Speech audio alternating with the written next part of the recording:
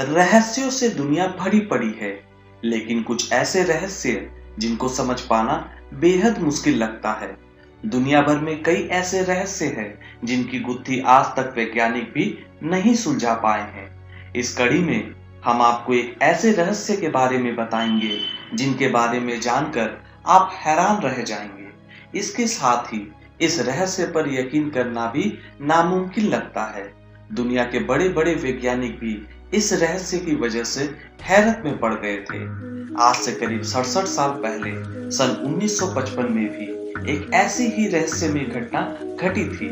ये घटना अमेरिका के एक ऐसे रहस्यमय विमान से जुड़ी है जिसने उड़ान भरने के करीब 30 साल के बाद दूसरे देश में लैंड किया था। सबसे हैरान करने वाली बात यह है कि ये विमान लैंड करने के बाद फिर लापता हो गया। मीडिया रिपोर्ट्स में बताया जाता है कि 2 जुलाई 1955 को फ्लाइट 914 ने अमेरिका के न्यूयॉर्क से मियामी के लिए उड़ान भरी थी, जिसमें कुल 57 यात्री और 6 क्रू मेंबर्स थे। लेकिन सबसे हैरान करने वाली बात यह है कि न्यूयॉर्क से उड़ान भरने के बाद और मियामी पहुंचने से पहले ये जहाज आसमान में ही लापता हो गया। अमेरिका ने उस दौरान इस जहाज को खोजने की बहुत कोशिश की, लेकिन उसके बारे में कोई जानकारी नहीं मिल पाई। इस समय हवाई जहाज को न्यूयॉर्क से मियामी जाने में करीब 3.5 घंटे लगते हैं। 1955 में ओमान से न्यूयॉर्क से मियामी जाने में अधिक से अधिक 5 घंटे का समय लगता था।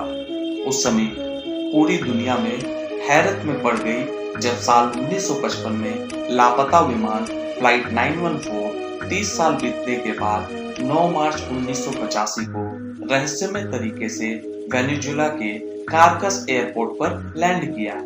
इस विमान बारे में एयर ट्रैफिक कंट्रोल को भी कोई जानकारी नहीं थी। लैंडिंग के कुछ ही देर बाद इस विमान ने फिर से उड़ान भरी और आसमान में गायब हो गया। मीडिया रिपोर्ट्स मुताबिक कारकस एयरपोर्ट पर जहाज के लैंडिंग के बाद पायलट ने वहां के स्टाफ से पूछा कि ये कौन सा साल है। ग्राउंड स्टाफ ने पायलट को बताया कि ये साल 1985 है। ये सुनते ही विमान के पायलट लंबी लंबी सांसें लेने लगे और कहा, ओ माय गॉड। इसके बाद विमान ने एक बार फिर उड़ान भरी और आसमान में लापता हो गया। लेकिन इस रहस्य में कितनी सच्चाई है, इस बारे में कहना बेहद कठिन है। लेकिन 9 मार्च 1985 के बाद से इस लापता विमान के बारे में कुछ नहीं पता।